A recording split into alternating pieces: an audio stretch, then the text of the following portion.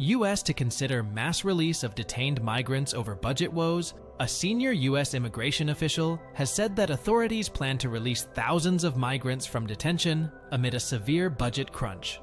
The official from Immigration and Customs Enforcement, ICE, told CBS, the BBC's U.S. partner, that between 4,000 and 6,000 migrants could be released. A bipartisan border bill that would have funded immigration detentions collapsed last week. More than 6.3 million migrants have entered the U.S. illegally since 2021.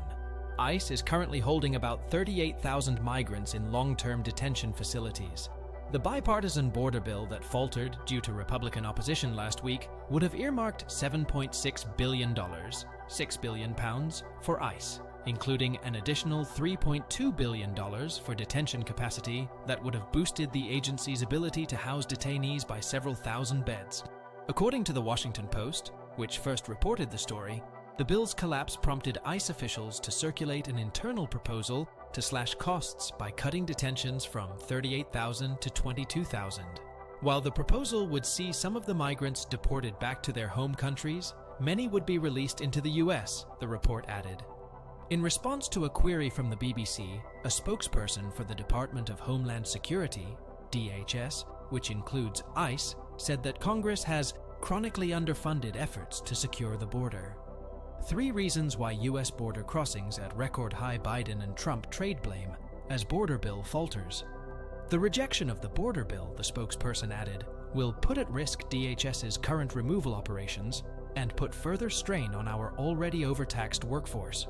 The spokesperson said that without adequate funding for Customs and Border Patrol, ICE and U.S. Citizenship and Immigration Services, the department will have to reprogram or pull resources from other efforts.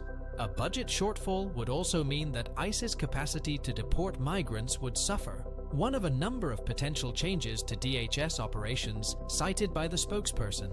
Any such move would almost certainly face intense criticism from Republicans, who have long called for stricter enforcement and fewer migrants being paroled into the U.S. to await immigration court proceedings, wanting tougher policies.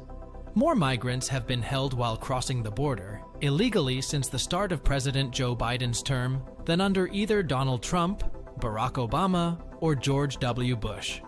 Of the more than 6.3 million total, about 2.4 million have been allowed into the U.S., mostly to await decisions from immigration courts.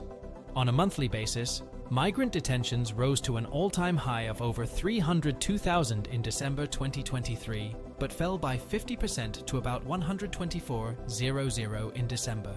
CBP officials have attributed the drastic decline to seasonal trends, as well as enhanced enforcement efforts. Experts have also credited increased enforcement by the Mexican government for the drop in migrants' encounters at the border in the wake of a December meeting between Secretary of State Antony Blinken and Mexican President Andrés Manuel López Obrador.